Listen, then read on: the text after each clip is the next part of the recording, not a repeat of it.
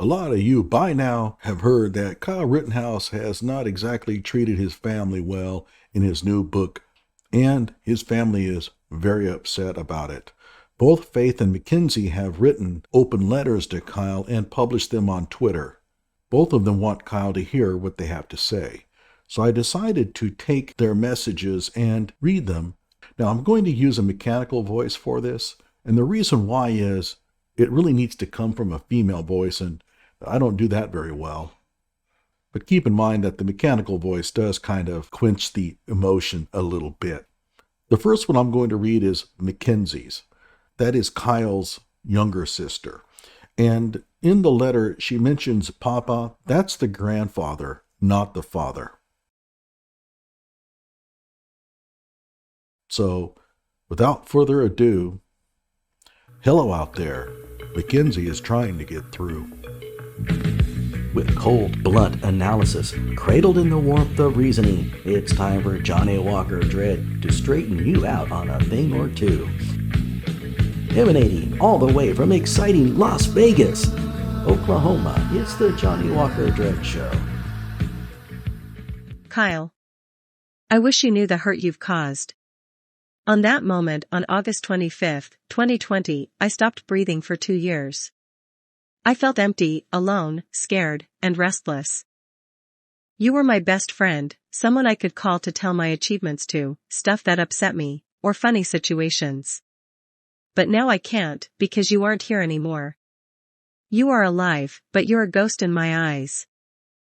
All the words you've said to me, making me feel like I'm a whore, making me feel like nothing, telling me I never cared or never understood you, calling me a bitch when I would tell you to stop speaking to Mom so horribly like you owned her. Your words will forever hurt me. Your actions will forever hurt me. The way you treat Mom will forever hurt me. Giving up the last 3 years of our papa to be by your side just for you to act so selfish and ignorant will forever hurt me. We grew up with nothing. I figured you would be grateful for everything that Mom had to sacrifice for us 3 kids, the countless hours she worked to keep a roof over our head, and yet you bash her because she couldn't serve you a silver platter like your friends received. I'm ashamed and disappointed. You should be grateful for everything that she has done for us. Instead, you call her a shitty mom, saying that she was never there for you and she only seemed to care about a checkbook. But in reality, who really cares about the checkbook? Who cares more about his social media following than attending his own grandfather's funeral? Papa was there when Dad wasn't. I'm disappointed you chose this life over being humble. You became a product of your own environment, as you surrounded yourself more and more with people who only care about your situation. Your ego became big and selfish. Who even are you? I can't even recognize you anymore. Everyone who sat by your side, cried for you, did so much for you, you pushed away. I feel like everything I did, everything I felt, was all for nothing but to be treated like I'm worthless. I never want to feel how I felt 2 years ago. Seeing on the internet about men wanting to rape me when I was 17 made me sick, and all you can say is they said the same about my girlfriend. I felt like I could never talk about how I feel. You always made me feel like it was stupid and not close enough to how you felt because I didn't go through what you did. I never opened up. I never talked about it because of the words you've said to me.